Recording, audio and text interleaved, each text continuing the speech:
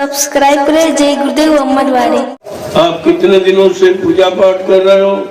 पूजा पाठ का भी कोई लाभ आपको नहीं मिला, क्योंकि तुमने जिसकी पूजा की वो आज तक तुमको नहीं मिला है। चाहे देवी हो, चाहे देवता हो, या भगवान खुदा गॉड गुरु कोई हो, तो आपने उनके यादगार स्थल बनाए, मंदिर बनाया, मस्जिद बनाया, गिरजाघर, गुरुद्वारा, धर्म स्थल, लेकिन उनमें कोई कभी मिला नहीं है। कोई पंडा पुजारी, मुल्ला, मौलवी, ग्रंथी, पादरी कोई कह दे कि हम इतने दिनों से याद कर रहे हैं, लाउड स्पीकर लगा के बुला रहे हैं, चिल्ला रहे हैं, लेकिन ना कभी वो बोलता है और ना कभी आया, ना कभी मिला, ना कोई हमारी वस्तु उसने स्वीकार की, ना बदले में कोई आशीर्वाद श्राप दिया। तो तुम्हें विचार करना चाहिए। संसार में कोई काम करते हो, अगर लाभ न मिले तो आप नहीं करोगे, लेकिन ये पूजा वाला काम कैसे तुम्हारा इतना दिन से कर रहे हो, कोई लाभ मिला आपको? कोई बीमारी परेशानी गई, कोई दुख तकलीफ कम हुआ, कोई मतलब यही दुर्घटनाएं कम हुई, कोई अकाल मौत देने जाने की स्थिति किसी की कम हुई? इस पर आपको विचार करना चाहिए था कि आखिरकार ये सब उल्टा क्यों हो रहा। हमें जो लाभ सिखाया गया उससे हमें कुछ मिला क्यों नहीं? हम निरंतर परेशानी, तकलीफों में, दुखों में, लड़ाई झगड़ों में, परेशानियों में, बीमारी महामारियों ने, प्राकृतिक प्रकोपों में, दुर्घटनाओं में, अकाल मौत में फंसते ही चले जा रहे हैं। तो इसका कारण कहाँ है? ये दुख तुम्हारा कौन दूर करेगा? बीमारी महामारी तुम सोचते थे कि डॉक्टर वैद्य हकीमों से, दवाओं से चली जाएगी, तो ये तो सब बहुत बढ़ा दिया आपने। कितने गली गली झोला छाप डॉक्टर दौड़ा दिए, तमाम मेडिकल स्टोर आपने खुलवा दिए, तमाम हॉस्पिटल आपने बनवा डाले, लेकिन बीमारी 200 गुना आगे बैठी। बाबा जी ने पहले ही आपसे कहा था, सन 80 से बराबर जानकारी आपको दे रहे हैं, बड़ी बड़ी बीमारियां होंगी, एक की दवा 100 में न मिलेगी, लाशें सड़े पड़ेंगी घर घर में, उठाने वाले मिले न यार, जमाना बदलेगा। आप महात्माओं की बात को हंसी मजाक समझते रहे और मुसीबत में फंस गए। वो तो सब आपको पहले से बता रहे कि बीमारी का कारण क्या है। जब तक कारण का निवारण नहीं होगा वो काम खत्म नहीं होता। बीमारी आने का कारण आपका गंदा खान पान, गंदे कर्म।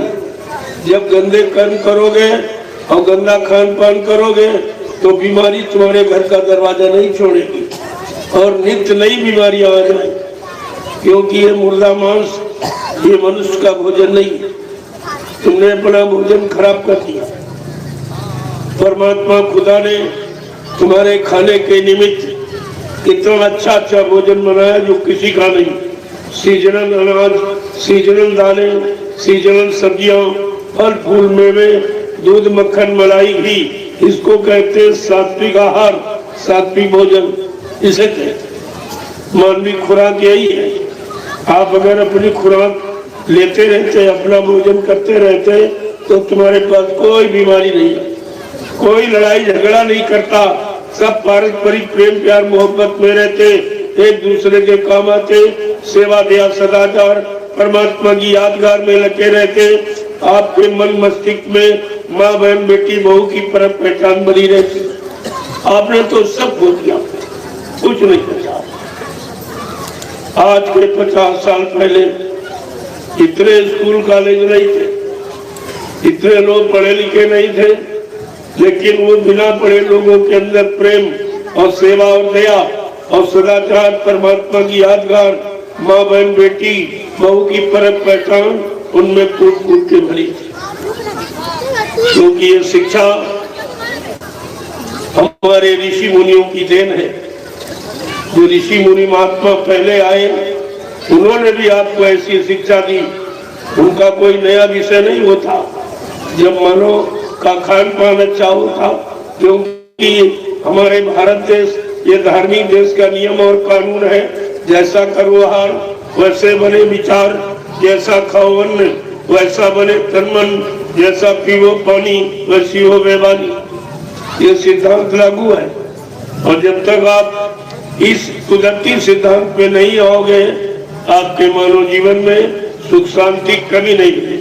तुम कितना पैसा कमा लो, कितने मकान बना डालो, कितनी जमीन और दुकान खोल लो, कितनी पढ़ाई लिखाई कर डालो, लेकिन सुख शांति तुम्हारे से दूर जा रही है। इस पर आपको विचार करना चाहिए, क्योंकि तुम्हारा सारा काम सुख शांति पाने का। इसी सुख शांति पाने के लिए आप खेती करते हो, दुकान करते हो, दफ्तर करते हो, बिजली व्यापार मजदूरी करते हो, ये किसी ने करते हो, ये सुख शांति मिल जाए। किसी को मिली है? कोई बता दे हमको पूर्ण सुख शांति मिली। देखो, दो वर्गों से समाज का निर्माण होता, एक गरीब एक अमीर। यहाँ दोनों परेशान, गरीब चलो परेशान अपनी गरीबी के कारण, अमीर क्यों परेशान?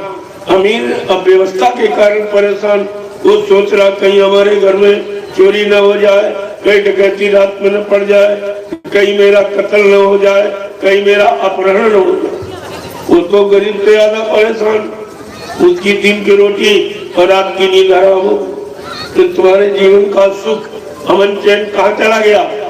जिसके लिए आप रातों दिन मेहनत और परिश्रम करते हो, वो तो तुम्हारे से दूर भागता चला जाए।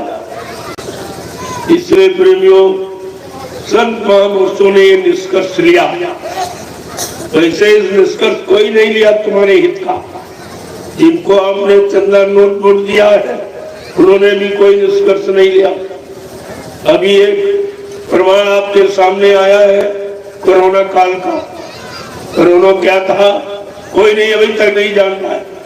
अभी तक बीमारी का कोई निदान, कोई समाधान इनके पास नहीं है, क्योंकि कुदरत की नाराजगी है।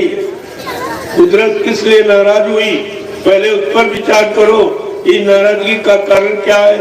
तो आपने हिंसा मारकाट, ये जो आपने किया, चोरी डकैती कत्ल बलात्कार छल कपट बेईमानी धोखाधड़ी, ये जो आपने नाकिस कर्म किया है, इससे कुदरत सख्त नाराज हो गई और वो कुछ करना चाहती है।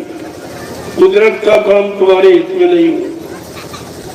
बाबा जय गुरुदेव जी महाराज ने बहुत पहले आपको ये बताया, 6 नवंबर 1986, ये तारीख लिख लीजिए, कोई नहीं बताएगा। 6 नवंबर 1986 में बाबा जी ने कहा, रे भाई तू अपना खान पान ठीक कर लो, ये धार्मिक देश है। धर्म के लिए भगवान राम को रावण से लड़ाई लड़नी पड़ी और धर्म के लिए भगवान कृष्ण को महाभारत करना पड़ा।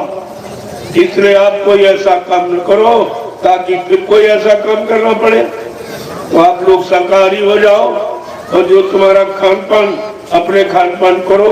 हर जीव यहाँ धरती पर अपना भोजन करता है, वो एक दूसरे का भोजन नहीं करता। और परमात्मा खुदा ने जितने जीव बनाए सबका भोजन अलग बनाया। पक्षियों का अलग है, पशुओं का अलग है, कीड़े मकोड़ों का अलग है, जंगली जानवरों का अलग, और इंसान का भोजन सबसे अलग बनाया। क्योंकि इंसान भगवान को बहुत प्यारा है। भगवान राम ने कहा भी है रामचरितमानस में कि सब मेरे ये सब मम उपजाए और तीन में आदि के मनुज भाई। भगवान ने क्या कहा? ये सारी सृष्टि मेरी ही बनाई। ये जितने जीव जंतु आप देख रहे हो, कोई इंसान विज्ञान ने कोई जीव जंतु नहीं बनाया। ये परमात्मा खुदा का परिवार है। जैसे आपका परिवार बाल बच्चे पति पत्नी भाई बंधु है, ऐसे ही ये कुदरत का परिवार है। ये जीव जंतु आपके परिवार में कोई इस तरह काम करे, मारे काटे सताए अपमानित करे, आपको अच्छा लगेगा? तो जब कुदरत के परिवार को आप इस तरह कर रहे हो, मार रहे हो, काट रहे हो, तो कुदरत नाराज हो गई। इसकी नाराजगी महात्मा जानते हैं। महात्माओं ने आपको बताया कि कुदरत आपसे नाराज है। मैंने कुदरत से भी प्रार्थना की कि अभी आप थोड़ा रुक जाओ, मैं अपने बच्चों को सारे हिंदुस्तान में शाकाहार के प्रचार के लिए भेजे देता हूँ। जब लोग मेरे साकार के प्रचार को न माने, न सुने, न अपनाए, जो तुम्हारी इच्छा में यूं करना। बाबा जी ने 18 वर्ष साकार का प्रचार कराया, पूरे हिंदुस्तान में इसका संदेशा भेजा, हर इंसान के कान तक आवाज पहुंचाई, लेकिन आपने संत महापुरुषों की कोई बात नहीं मानी। जब नहीं मानी, परिणाम आपके सामने आ गया। कुदरत नाराज हो गई और बाबा जी ने कहा वो नाराज है, वो एक क्षेत्र छोटा सा चुटकुला भेजने वाली है आपके पास तक, जिसका नाम होगा करो ना। करो ना, क्या ना करो, पहले शाब्दिक अर्थ समझो। करो ना, क्या क्या न करो तो बीमारी ना आवे।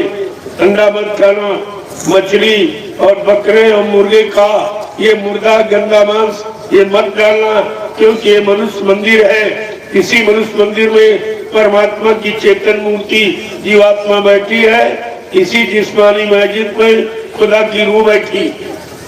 अगर तुमने आयानी परमात्मा की मूर्ति जो अंदर बैठी है, अंदर आपने अगर गंदगी डाली तो वो परमात्मा नाराज हो जाएगा, नाराज हो जाएगा, फिर कोई न कोई सजा आपको दे देगा।